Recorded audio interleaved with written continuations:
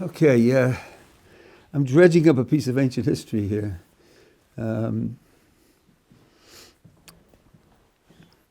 title was If Ruvain is helping Shimon, does that make Shimon superior to Ruvain?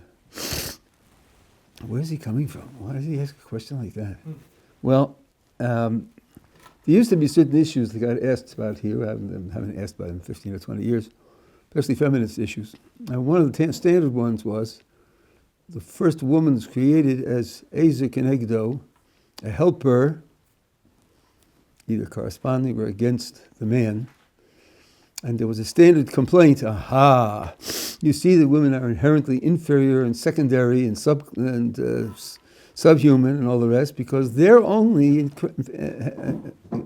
created in order to help the man do what he does and be what he is and achieve the important things, and she's clearly inferior to him.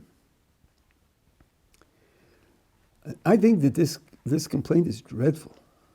I think it's dreadful. First of all, it's dreadful from a general social point of view, human point of view, and from a Jewish point of view, it's even worse. So let's take some examples and see how this works.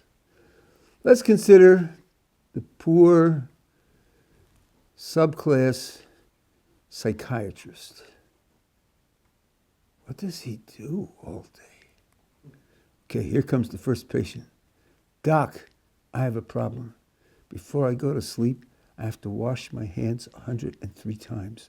I have a washing compulsion. Can you imagine the amount of time it takes and the amount of worry I spend on it, and the fact that my skin is raw from the incessant washing?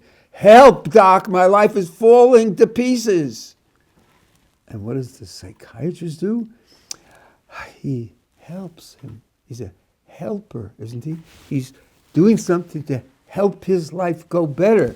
So shouldn't we pity the poor psychiatrist, the inferior position that he's in, the fate that he's suffering, just to be helping other people, just to be improving the lives of other people?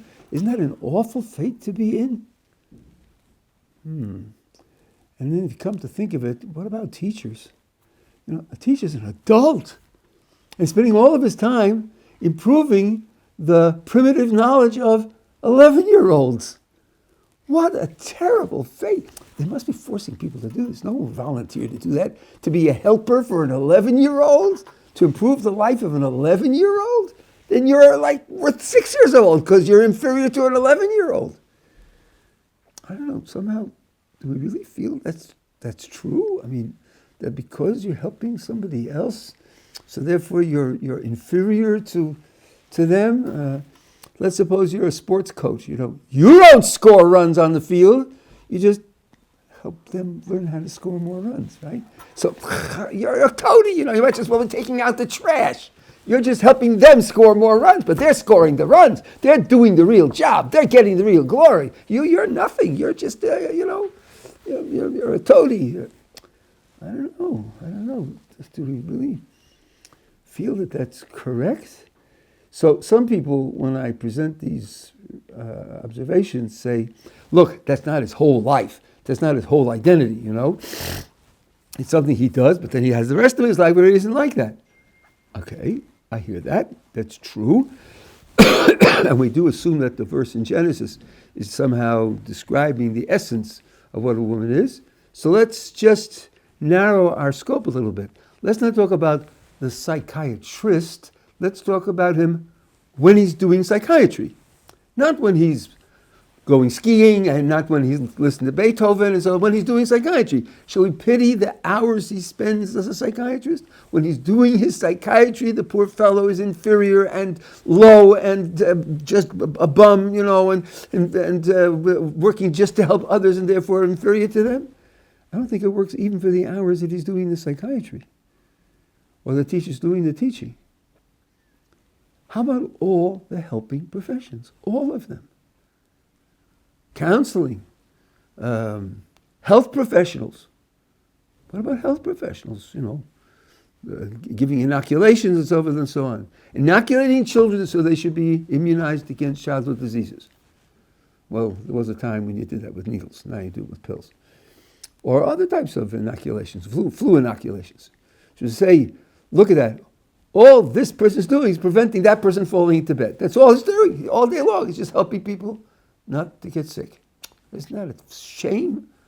Because he's only helping other people not to get sick. I hope you're beginning to feel there's something wrong with this line of reasoning. Now let's stretch it even further. I suppose that some of you who are watching this already have jobs. Those of you who are students are hoping to get jobs. Let me ask you a very brutal, practical question. Why should anybody hire you to do a job?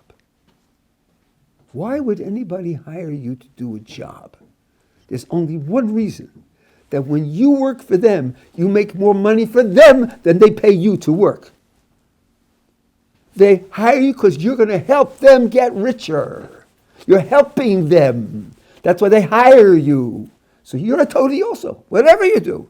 You can dig ditches or program chips, but you're making money for somebody else. So you're also second class. You're also subclass.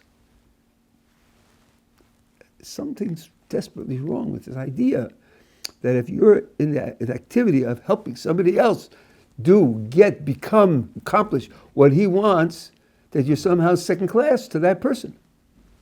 Just doesn't follow.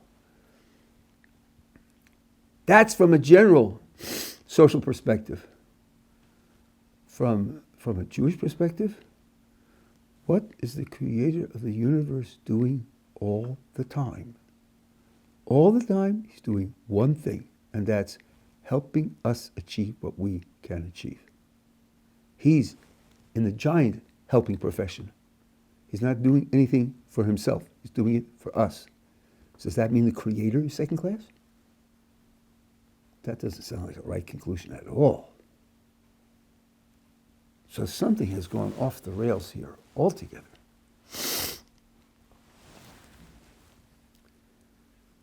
Now, let's say, well, but you're assigned to help a specific person do a specific thing. Why don't I get to choose? Well, that's not the same complaint we started with. It's not that helping makes you secondary. It's just that you may not feel that this is the kind of helping that you want to do. That may be. But then suppose that there are other people who could know better than you what you're best helping at. You know, if you join the army, you probably don't get to choose what section of the army, what you do in the army. Okay, if you're familiar with armies and the gigantic mistakes that they make, but if you join a football team, you won't be able to choose to be fullback if you like, or tight end if you like. There'll be a coach who's a professional, and he'll say, I know the kind of capabilities you have, and I know what kind of training you need to become this type, to fulfill this position on the team, and that's where you're going to go if you're going to be on this team. Otherwise, go elsewhere. But I like the other one. Yeah, but we want to win games. And we know that if you play this the way I train you, we'll win games. And if not, and we're in the business of winning games. If you don't like it, go elsewhere. So it could be that your best contribution will be determined by somebody else and not by what you would prefer to do. I spent many years performing music, classical music. You're in an orchestra. So first of all, you have the score written by the composer, and that tells you what notes you have to play. Now let's suppose you're a violinist, so some notes can be played on more than one string. But there's someone called the concertmaster or the first violinist, and he'll tell you which string to play it on. And he'll tell you whether to play with an up bow or a down bow. And he'll tell you how much vibrato to put into it. And if you don't like it that way, if you think the note sounds better a different way, join a different orchestra. We don't need you. There are 80 of us, and we're all cooperating to produce the best possible sound. And we know what the best possible sound is for 80. You don't. So you do it the way we tell you to do it. And that's the best you can do. And if you don't like it, you're cheating yourself and you're cheating the other people who are listening to you. So even the fact that you don't get to choose what it is you want doesn't mean you're being victimized. Indeed, if we're talking now about a verse in Genesis, which is written by the Creator, what he's saying is, I created you, and I gave you certain capabilities, and I created a world with certain slots, with certain functions, and I'm telling you that that's the best possible slot you can have. So, there's nothing intrinsically degraded about being a helper, and there's nothing intrinsically inferior about being a helper. Thank you very much.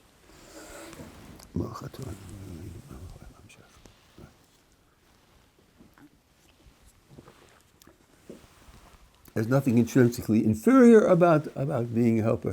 And there's nothing even intrinsically superior about choosing what it is that you will spend your life doing, helping, like anything else you do in life, because there are usually, for decisions with any depth, there are experts who can tell you that the things that you are doing aren't the best that you could do for yourself. Your diet. Do you really do the independent research and choose what diet you should have? I'll bet you don't. I'll bet you read books by people who have spent years researching these things. And you haven't done that because, frankly, you don't want to do that. Right? I'm a philosopher. I don't want to research diet. I want to do philosophy. Thank you. So I pay other people to do that for me. I'd be stupid not to use their expertise, just as I would hope other people would use my expertise in philosophy. That's division of labor. That's where everybody benefits from the expertise that people can benefit from. Okay, so then the question will only be, I shouldn't say only be, but a question that will be raised is, why is it that the female is defined as the helper? Why isn't the male defined as a helper? So first of all, the question is basically a mistaken fact. Chesed, which is loving kindness, which means helping, promoting, supporting, is a mitzvah for everyone. It's not a mitzvah just for women. And indeed, one of the greatest Talmudic intellects of the last 200 years, Chaim Brisker, who revolutionized Talmud study, it was known that his house was absolutely hefker. There was no lock on the door. People were going out of his house at all times of day and night. They slept in his bed. They ate in his kitchen. They ate his food. They used the house, and there was absolutely no control whatsoever. And he said, on my epitaph, I want 2 words: Rav Chesed, great in loving kindness. That's all. I don't know what happened. I don't know how the stone was written and all the rest, but that was famous. Now, he revolutionized Talmud study, but he didn't sit and meditate. He revolutionized Talmud study. That means he instructed others how to improve their quality of Talmud study. So he was helping, wasn't he? Wasn't just meditating on his deep ideas. So there too, the idea of chesed, on whatever level, you can make that contribution. Aaron Kottler, who founded the great yeshiva in America, the Lakewood Yeshiva, which is one of the 2 biggest yeshivas in the world today. And I heard said in his name that had he had the leisure just to simply write his Torah thoughts, he could have made a revolution. And he was out of Lakewood from Monday through Thursday, raising money for the yeshiva. But he created a Torah standard for a whole continent. A great deal of North American Torah grew out of Lakewood and its satellite programs. And he set a certain type of standard, a certain type of level, a certain type of commitment and depth. And that was his contribution to North American Jewry and Judaism. So again, it's also chesed. So then what's being told to the woman is something much more narrow and specific, but doesn't exclude the general activity of chesed, as if to say that helping is something that women do, and only women do it, and men don't do it. On the contrary. So here the idea is that in the marriage relationship, there's a certain role that needs to be played for a man to develop the capabilities that he has, and he can't do it alone. That's why she's created to help him accomplish those things. The Gemara in Yevamah says that an unmarried man, what we would call a disaster area, he has no holiness, and he has no goodness, and he has no Torah. No Torah. And he's not a man. Never says that about a woman. Only a man. And there's a Gemara in Yevamah, which I heard explained by Rabbi Weinbach from Ohr Somayach, a beautiful explanation. It says, I forget who it was who had a chance to ask Eliyahu Novi a question. Now you just have to imagine, you're told 6 months in advance. You're going to have 6 minutes with Eliyahu Novi, and you can ask him one question. One question. What question would you ask Eliyahu Novi? So the question he asked was, in what way does a woman help a man? You think, is that the question that I would ask? I mean, okay, the Torah says she's a helper, and maybe you could wonder, exactly what the Torah meant. Something about, goodness, when's the Mashiach coming? And there are all sorts of things I would like to ask, And the answer he got was this. A man brings home wheat. Can you eat wheat? A man brings home flax. Can you wear flax?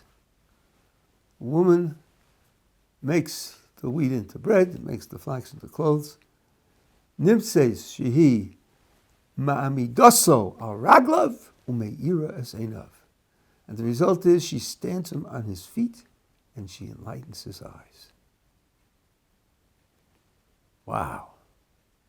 Does that sound just like having a full belly and having clothes to put on to go out to the shuk, and do your business of selling newly cured hides? It's a little too poetical for that. Even though some say she provides physical needs necessary for him to be able to do other things. Yes, there is such an idea. But Mendel said there's something else implied here. What's implied here is that he is the raw wheat. And he is the raw flax. And she makes the wheat into bread. She makes the flax into clothes. She makes him into what he can become.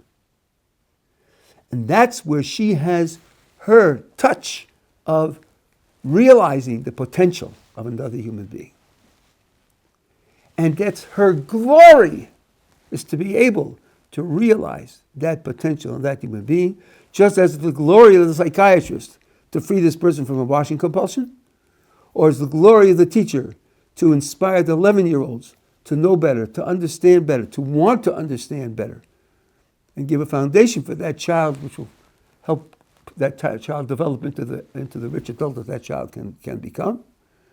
Or that you immunize people against getting the flu so you don't spend a whole week in bed like I did last week, absolutely incapacitated. I just couldn't move because I had to, and I did take the flu shot this year. So they say it would have been worse. Okay, you would have gotten it twice. It would have been 2 weeks instead of 1 week, which could be true. So you don't say, oh, I just wasted my life because all I did was help him do what he needs to do. No, what you need to do is to help him. That's what you need to do. And in doing that, that's your glory, helping another human being. So I think the whole critique is a dreadful critique from a secular point of view and from a religious point of view.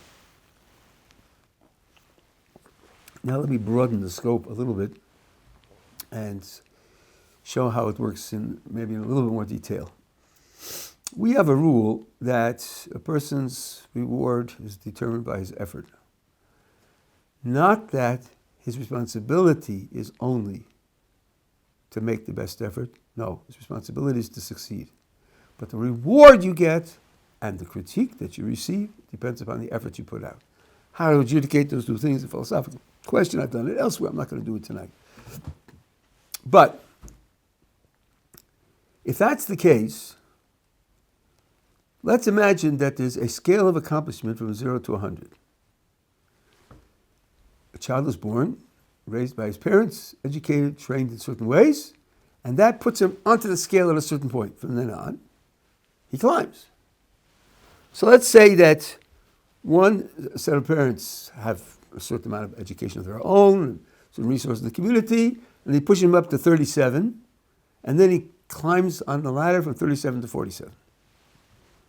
And he does that by full expenditure of effort. Another set of parents push their child onto the scale at 85, and he goes from 85 to 95. What I'm saying is they end up with the same amount of merit because they both used all of their effort, and their effort enabled them to climb 10 points. So really, in terms of what merit the child has and what reward the child has, it's going to be the same.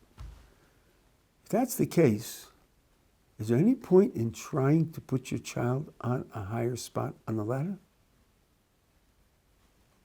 What difference will it make? Wherever he gets on, he gets on. And if he uses all his effort, let's say, to go up 10, he went up 10 and he'll get the same credit. Won't make any difference. Why then would there be an effort made? Why then would there be a responsibility for trying to train your children, inspire children, so you put them onto the ladder at the highest possible point, and then the 10 that they climb will be from 85 to 95. So what? I think it's a good question. And I think ask other people and see what other people say about it. I think it's a fairly profound question. I only know one answer to it, and that is because Baruch Hu wants you to do that. And why does he want you to do that? Because he needs work to be done at all levels of the ladder. He wants all of it to be represented. And the higher up you go on the ladder, the fewer candidates there are, because it's harder to get there. So you make an effort to put your children on the ladder as high as you can, because that way you're contributing to the balance of effort that HaKadosh Baruch Hu wants, operating in a world which needs various different kinds of efforts. There are various different kinds of contributions that have to be made. Ramchal writes about this in a number of places. So, that being the case, when I push my child up to 85, I'm investing in him, training him, inspiring him, helping him to develop at an early age so that the service he can provide is the 85 to 95 service, which is the service that HaKadosh Baruch Hu wants.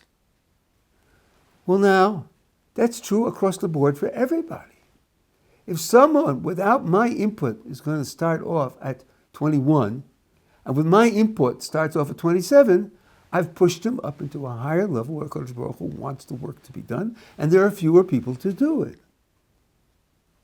What difference does it make if I'm on 82? I still pushed him from 21 to 27. He's on a higher level than he would have been. He's making a more valuable contribution than he otherwise would have. Not that he gets more merit from it, but the world becomes a better place, and I get some merit from having helped to provide the Kodesh Baruch Hu with workers on a higher level. So every time someone helps somebody else, no matter what, so to speak, personal level they're on, they're contributing to the development of the world by pushing the person up. Now Kodesh Baruch Hu says to a woman, one key place where you can push the world up is by pushing your husband up. Because you have a special leverage vis-a-vis your husband that no one else will have. And you can be responsible for being the influence that instead of his starting, or putting all his effort in getting from 27 to 37, since you're helping him, all his efforts will get himself from 27 to 57. Because you're helping him. Without you, he wouldn't be able to do it. But now, he's contributed a level made a contribution up to a level of 57, which he wouldn't have gotten to without your help. So you're pushing that person into that slot, which he otherwise wouldn't have been in. Now, is this somehow, again, degrading and so forth and so on? When the Baruch Hu runs our lives, when he gerrymanders our decisions, sets out our choices, what he's doing is setting out the choices that will, if we make them correctly, maximize the kind of contribution that we will make to completing the world. So he's doing that for us all the time. So in that respect, when a woman plays her role, she's HaKadosh Baruch Hu's right hand, doing this for the world, what he's doing for everybody in all of the world, including for her. So looking at helping in this way, I think you see that it's the oxygen that we breathe in spiritual terms. The pasuk that describes the creation of the world, Olam Chesed Yibana. The world is built out of Chesed, loving kindness. So the normal association for that pasuk is top down. Why did Akash Baruch Hu create a world? And if you don't think much and you use the crude common terminology, what does he get out of it? What's his interest in it, and so forth and so on. The right response is you're asking the wrong question. You have the wrong orientation. When someone does something, and he does something because he has a reason to do it, the reason isn't always because he gets something he wants for himself, for his good, selfishly out of it. That's not the only kind of reason people have for doing things. Sometimes the reason for doing something is that it's right. Sometimes the reason for doing something is that the other person will benefit from it. It's not built into the idea that I did it for myself. It's built into the idea that I did it, that I had a reason. It's not automatic. The reason was, I'll get something for myself. That isn't the only kind of reason that there is. So Kadosh Baruch Hu's reason is to express loving kindness. Loving kindness is a virtue. Kadosh Baruch Hu's definition is perfection, that than which no better is possible. That's what perfection means. Something which can't be improved. Nothing is better than it. And goodness, benevolence, kindness is a tremendous virtue, and it's the expression of that virtue, which by definition is for the other, which motivates the creation, because you can't act for the other if there isn't an other, can you? So God creates the world for there to be an other to act for, to give to benefit. So that's the normal way to understand that the world is built out of loving kindness. But there's a secondary application to it. If that was the Kadosh Baruch Hu's purpose, I shouldn't say was, is the Kadosh Baruch Hu's in creating the world, because creation is a continuous process, and it's his purpose in creating, what happens when we engage in the same process? Then we're doing what he's doing. Can you imagine something better than that to do, other than what the Kadosh Baruch Hu's doing? I can't. Seems to me, if you're doing what he's doing, you're at the top of the chain. There's nothing can beat that. So, you're studying Torah, says the Pri Tzaddik. It says the Kadosh Baruch Hu created the world with speech. Okay, he wasn't speaking and there weren't people listening and there weren't sound waves, before the creation there were no sound waves and so on and so on. It's a spiritual idea.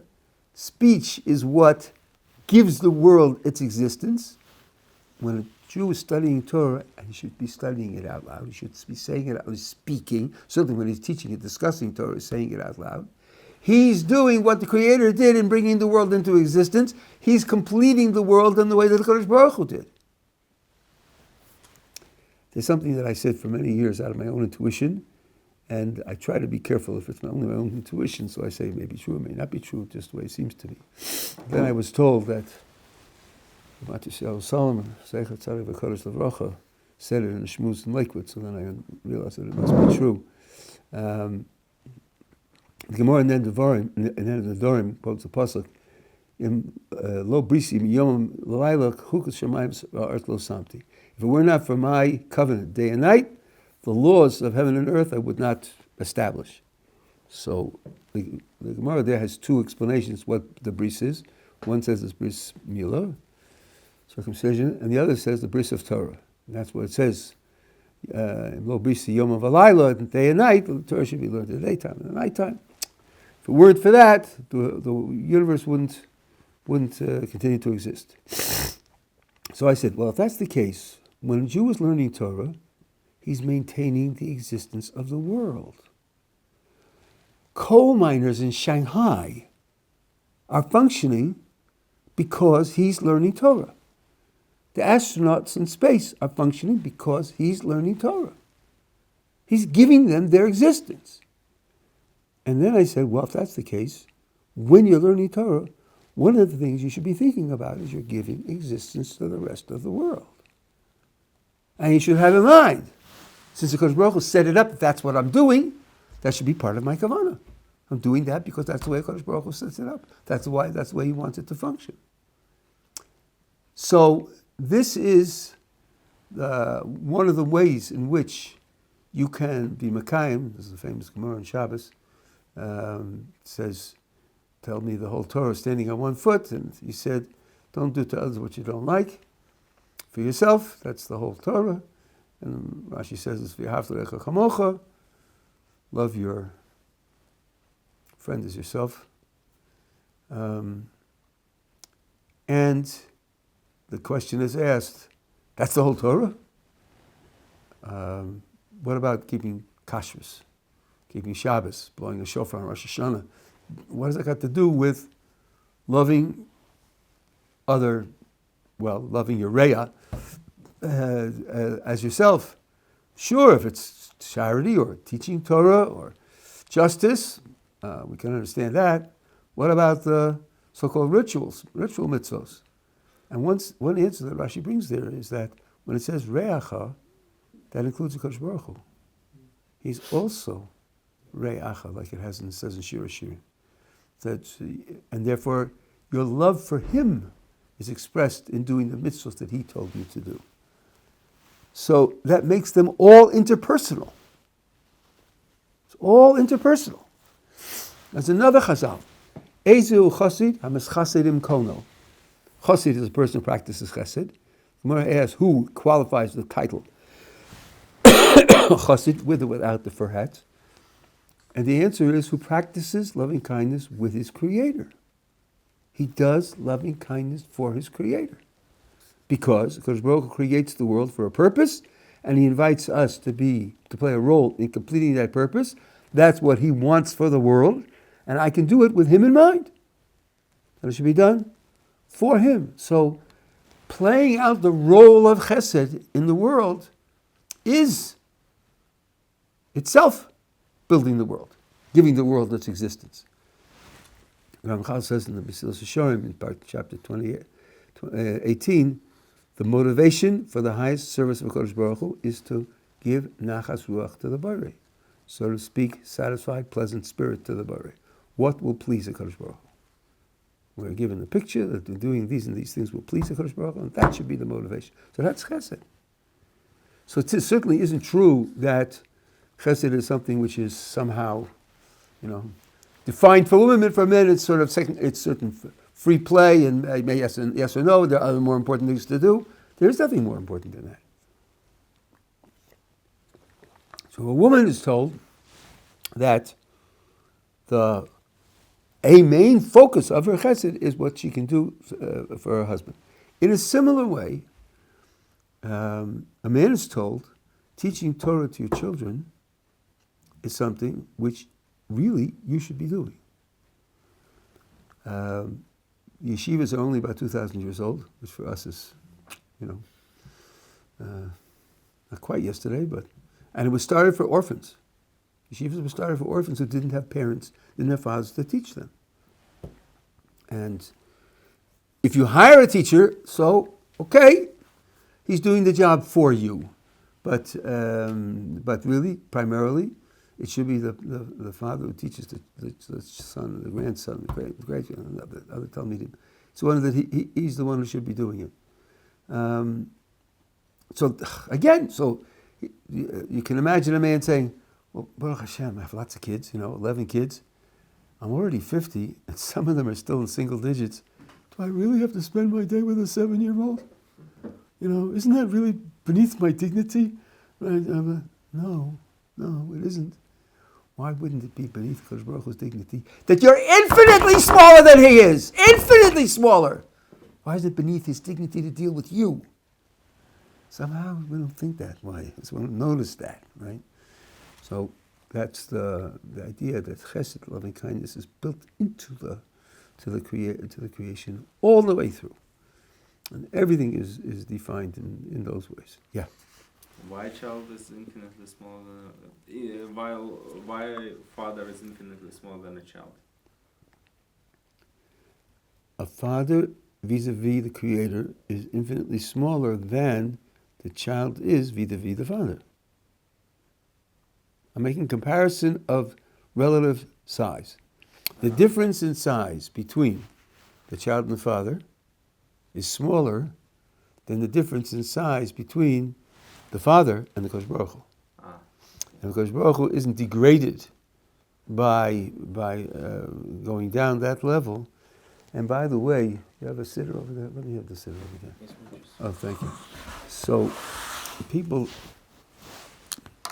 if you don't say Malava Malka usually, and you don't go through I hope this has mirrors for Malava Malka. There's a beautiful piece.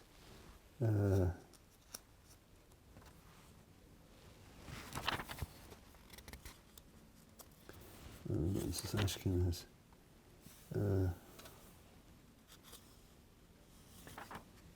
This is Vittenchov. No, 1 second. There we go.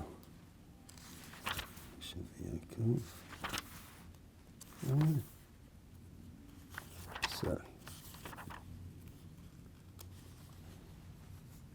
This is kids. Yeah. Omer Rabbi Yochanan.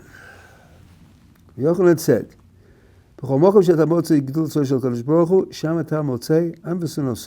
every time you find verses which describe Kodesh Baruch Hu's greatness, there you find a description of, now they translate here humility, that's not bad, his humility. Okay.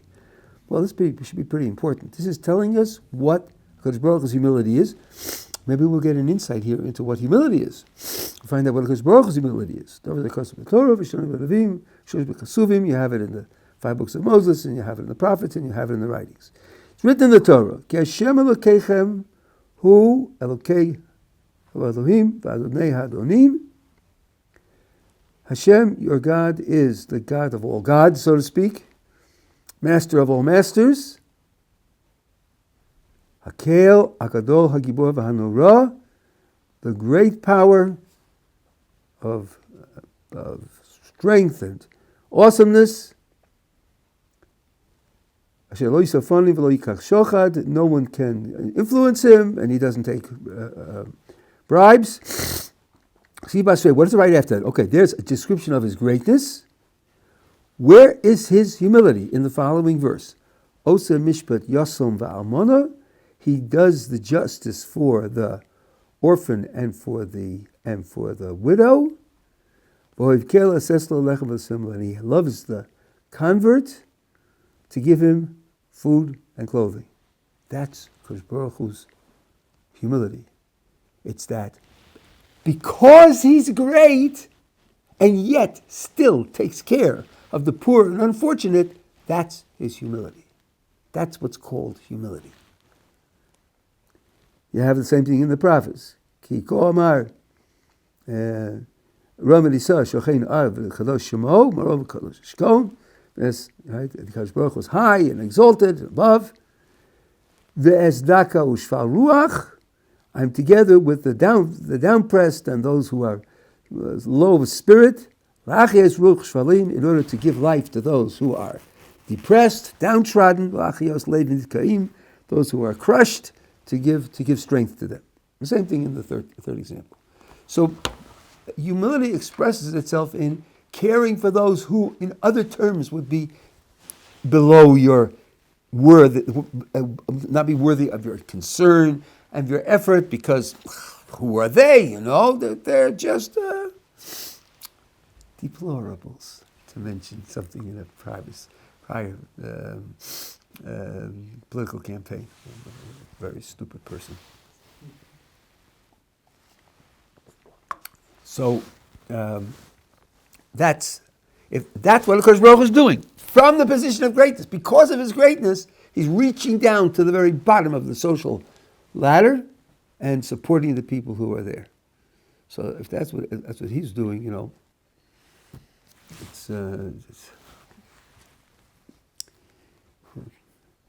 there was I